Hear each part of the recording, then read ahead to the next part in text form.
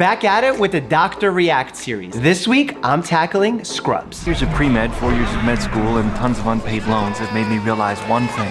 Good. Could you go drop an NG tube on the patient in 234 and call the attending if the lavage is positive? I don't know jack. Infection? That's my girl.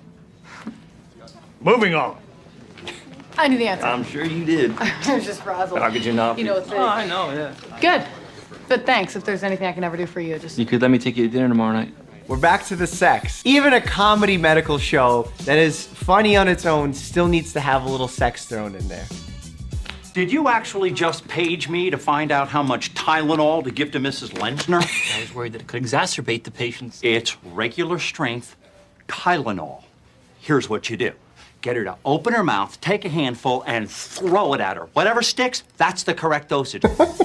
I'm gonna be honest and say that I've done stuff like this. You've done this to cadavers before, so this guy's alive. Just poke it through his skin. Poke it through! Now! Time's up. Carla, would you do it for him, please? I'm also gonna need an ABG. Why are you telling her? Shut up and watch. Okay, this is actually really funny. Very true that when you go in your first day, some of the senior doctors will want to see your ability to do some of the procedures like put an IV in, to do an ABG. First night on call will start soon, huh? Gosh, you must be excited. You betcha. The first night I was on call, I was terrified. Even now, when I finally get to go home, in the back of my head, I'll know the hospital's still here, wide awake. That line is very true. There's been times like I was in a good mood to go home and I was like, let me just stroll through the ER, and something happened and I needed to help someone out, and I end up staying 3, 4, 5 hours past my shift. It's like one of those things, go home while you still can, because you need to be back here the next night to save lives. The most important thing is that I got through my first 3 days without looking like a complete idiot.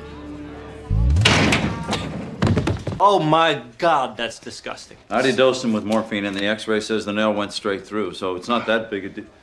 Oh, dear God, she's getting woozy. Quickly, show her the bloody side. Look at that. Oh. Touch the nail. You want to touch it? Touch the nail. Touch my nail. Touch it. Lick the tip of my... That's so mean. Wait, stop. I'm guessing Mr. Weinberg is Jewish. Yeah, so? Why isn't he circumcised?